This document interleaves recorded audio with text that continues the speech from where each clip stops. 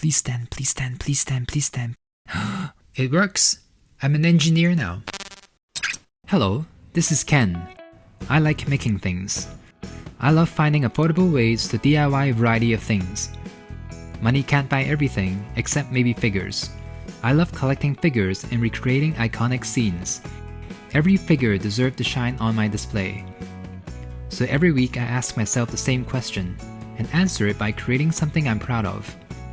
Join my weekly adventure by subscribing to my channel. Leave your feedback and suggestions down below. I often get inspired by your comments, and I hope I can inspire you too. Last week, I fixed my Far From Home Spider-Man figure so he's less shiny and more screen accurate. Small touches here and there. He looks so much better in the end. Check that video out. And to continue Spider-Man month, I want to make diorama displays for my Spider-Man figures. Let's start with Homecoming. The most iconic scene from that movie has gotta be the Staten Island ferry scene, where Spider-Man had a brief interaction with Vulture, and the ferry accidentally got split in half.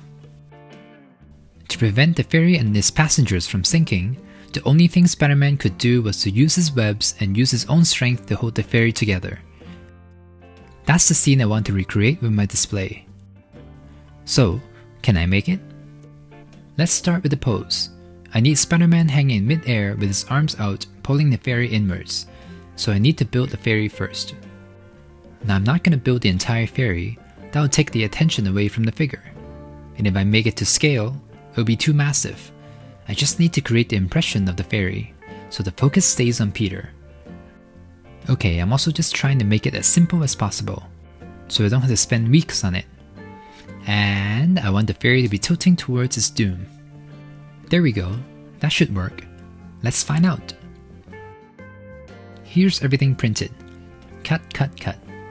I'm so excited. I love 3D things.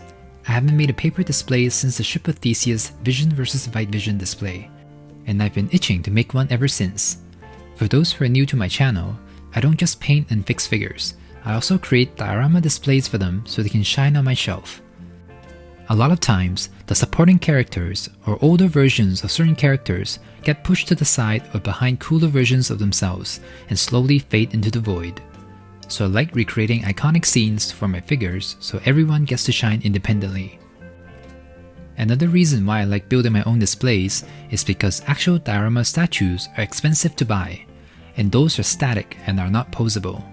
But when I build mine, I have control on what poses and what scenes to recreate, and I can include whoever I want.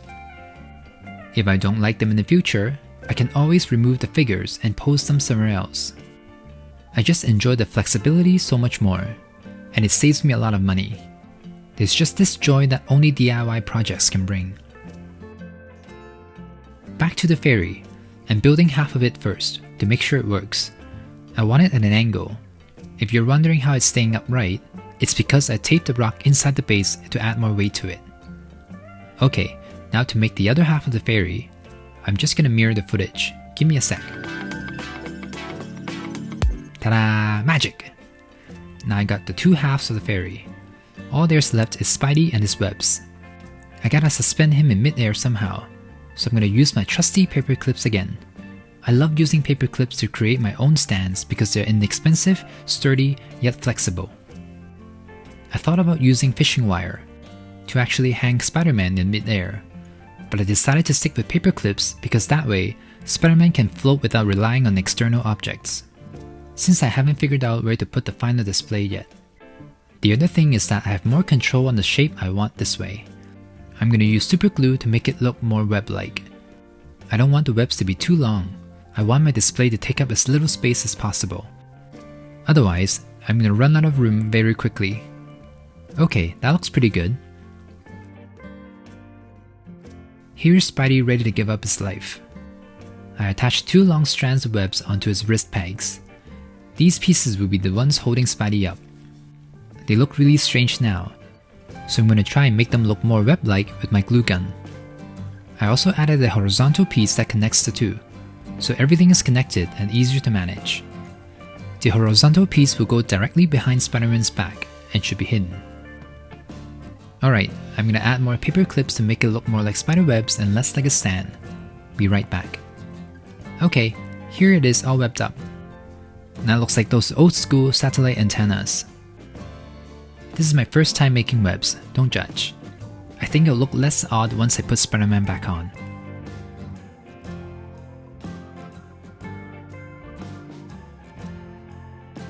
Hiya!